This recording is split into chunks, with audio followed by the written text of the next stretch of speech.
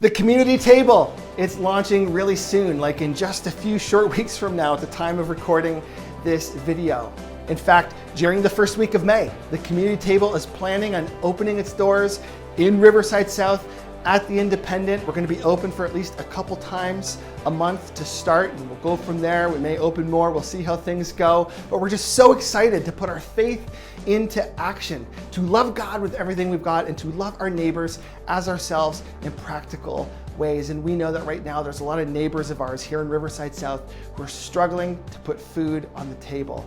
They're struggling in other ways too. It's not isolated just to food. There's other challenges that so many people in our neighborhood are struggling with, and we want to do our best as a church family to come alongside our neighbors in need and to love them in practical ways with the love of Jesus. We are all about, as a church, connecting people to the love of Jesus. This is an extension of that. This is part of that, loving our neighbors with the love of Jesus in practical ways through the community table.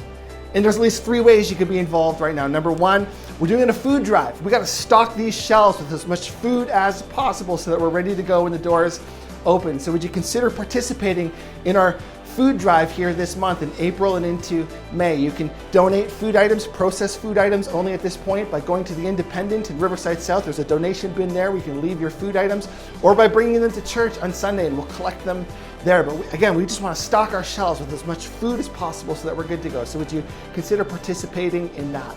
Number 2, would you consider donating financially to this project as well, to our launch fund? You know, this project is not receiving any outside grants or funds at this point. It is funded exclusively by donors like you and like me, people from our church and people from our community who are feeling compelled to give to this initiative. So would you pray about it? Would you prayerfully consider how God might be inviting you to participate in this initiative financially? There's thousands of dollars at this point that we're looking to raise so that we've got the funding in place that's needed to purchase things like shelves and items for the room and even food items that we might need to purchase down the road. So could you consider financially participating to this project, participating in our launch fund as we get ready to open our doors? And then thirdly, would you consider volunteering?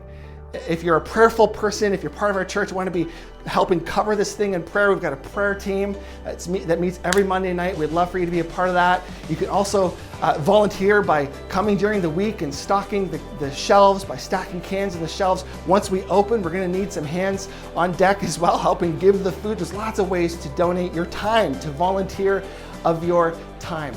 3 ways you can participate: food drive, financially, and volunteering your time. You can go to the communitytable.ca, a new website that we've launched. It's just a startup website. It's going to be shifting and changing down the road as we grow. We're going to be adding lots of things to it, but you can find all this information there, how to give financially, how to volunteer, all of it, communitytable.ca, thecommunitytable.ca, I should say. Go there, check that out.